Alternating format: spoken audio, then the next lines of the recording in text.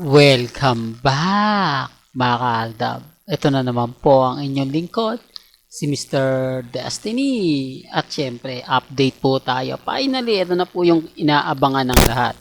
Ito na po yung inaabangan ng mga ah, Katden fans at syempre mga Alden fanatics. Kung mga kaaldab, kung sa tingin nga po nila hindi kasama si Mrs. Polkerson. Ngayon magkakaalaman mga kaaldab kung sino nga po ba talaga ang nagsasabi ng totoo at nagsasabi ng fake news. Di po ba? Na sinasabi natin na mauuna nga po si Mengay at susunod nga po si Richard Polkerson. Although marami magre-react sa akin, marami magko-komento. Naku, ayan na naman si Mr. Destiny, si Mr. Paasa. Kumbaga lahat ng mga sinasabi hindi totoo. Lahat ng mga komento makagawa lang ng vlog, di po ba? Ito yung kumbaga nakakatuwa po, di po ba? Na kahit ina-update natin yan, dumadalaw pa rin po sila sa atin, di po ba? Bagamat hindi po o naghahanap po sila ng resibo na bakit si Menga hindi nakitang pumunta ng airport, hindi kumbaga nakitaan, wala man lang nagpa-picture, wala man lang kumbaga magsasabing yung tipong alam nyo na mga kaaldab, sabi ko nga po sa inyo, ako masaya po ako mga kaaldab sa mga nababasa natin, sa mga nakikita natin at sa mga napapanood po natin. Di po ba? Although sinasabi ng iba na puro daw lang ako paasa. Ito po para lang klaro para lang po sa kaalaman ng lahat. Si Mengay nga po, umalis nga po, di po ba? Pumunta ng Bangkok, Thailand. Hindi man lang po naispatan sa NAIA Terminal. Hindi nga po nakitaan na interview ng ganito kay Alden. Di po ba? Hindi nga po hinahanapan ng resibo kung papaano nga po nakabalik dito sa Pilipinas nang hindi man lang po nakikita. Ba't ganon? Kapag tayo pong Aldab Nation ang nagsabi, hahanapan tayo ng resibo. Hahanapan tayo ng mga pruweba. Di po ba? Pero pag sila wala nang hanap-hanap, ganyan po sila kabayas. Di po ba? Kaya nga po sabi sa inyo, sino nga po ba yung mas apektado? Sila po. Kasi hindi naman po talaga sila binibigyan ng priority ni Mengay. Mas nalalaman pa nga natin na nagbabakasyon na si Main. Kesa po sa mga sinasabing malapit na malapit kay Main Mendoza, etong mga Alden, mga Main fanatics, o ngayon, di nila alam kung saan nga po ba talaga. Kung alam po nila, dapat nagsabigay na sila ng mga update na, kumbaga, yung ibig kong sabihin mga kaaldab na maghahanap ng mga kaganapan, maghahanap ng mga nangyayari at nagaganap. Di po ba? Ganyan po sila ka-bitter. Ganyan po sila ka-galit sa atin. Ngayon, hindi naman po talaga magpapakita si Mengay sa airport Sa tingin nyo po ba magpapakita siya? Although makita man siya, sa tingin nyo, sasabihin niya po ba na kung sino yung kasama? Siyempre kapag ka nakita, sasabihin, ang kasama niya si Congressman Arjo. Yun at yun pa rin naman yan, di po ba? Hindi naman lang pwede sabihin, hindi si ano yan. Hindi si Alden ang pupuntahan yan. Magbabakasyon niya kasama si Congressman Arjo. Pupunta siya ng ganito, etc. etc. Di po ba? Yun naman po talaga yung lagi nilang sinasabi. Kaya nga sabi ko sa inyo mga kaaldab, kampante lang po kayo. Maging relax. Kasi kahit ano pong pilit ng gawin nila, kahit sabihin nila na kumbaga yung tipong hindi basta-basta na kukuha sa mga issue-issue. Sinasabi ko lang po ito para lang klaro mga kaaldab Ang dami kasing nagtatanong sa atin. Ako wala namang kayong ebidensya Mr. Destiny na si Mengay magkakasama, si Alden, si Bebe Teo. Puro ka lang fake news, puro ka lang paasa. Di po ba? Okay lang naman po yun kasi ako mga kaaldab sabi ko nga po sa inyo, dito po sa channel ni Mr. Destiny, wala pong pilitan. Kung ano po yung paniniwala po ninyo, okay lang. Pero bakit nga po ba nagkakataon yung mga sinasabi ni Mr. Destiny? Bakit mapapansin nyo na kapag ako nagbibigay ng balita, talaga naman pong umaayon.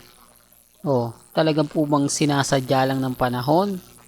Remind ko lang po mga kaaldab kapag ka nasa ilang araw nang wala si Mengay, sasabihin nila, papuputukin nila, magkasama si Congressman Arjo at si Maine. Di po ba yan po yung ipapakalat po nila? Pero pag nakita nila sa Monday si Mengay, akala ko ba umalis? Tape na lang po yun eh. Di po ba? Tape na lang naman po Monday to Wednesday. Tignan nyo yung Sabado, wala po si Mengay.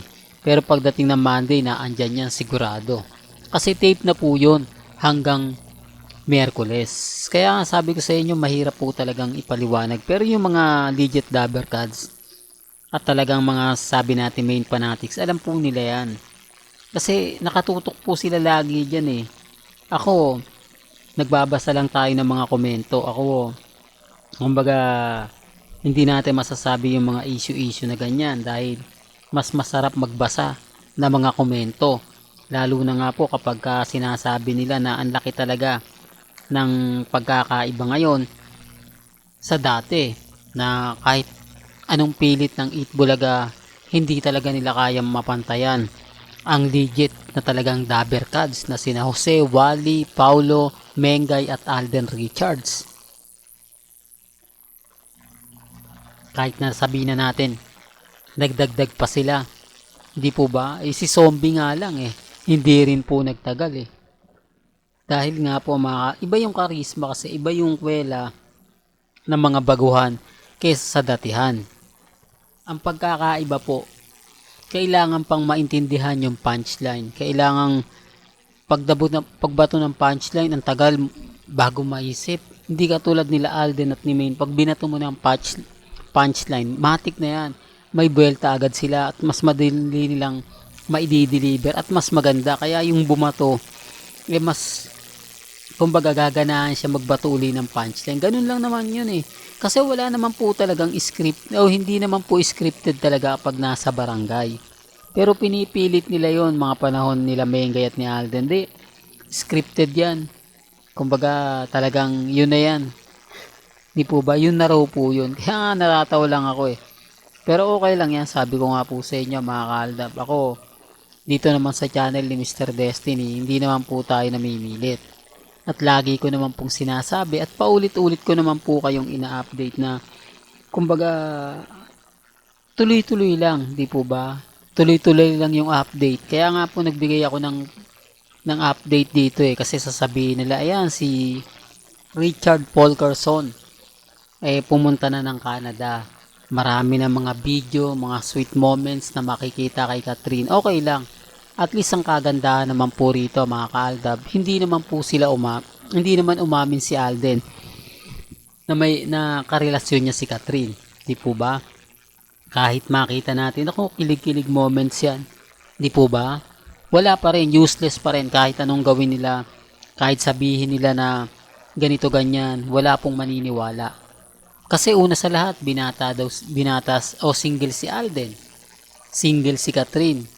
Pero bakit ayaw nilang ipalandakan gayong may pelikula sila? Hindi po ba mas maganda yung may develop sa dalawa? Yung iba nga po na nagsasabing sweet nagde-date kayo, di po ba? Dito parang sinabi ni Alden Richards na wala talaga sila O talagang literal na hindi niya na pinaasa yung mga cut din. Na kung kailan niya i-announce magpapa-press con siya. Kaya yantayin natin yan. Yan ang sinasabi ko na tamang panahon. Hindi man ngayon, hindi man bukas. Di po ba? Kung Aldab nga, nag-aantay po kami ng tamang panahon, tamang tiyempo.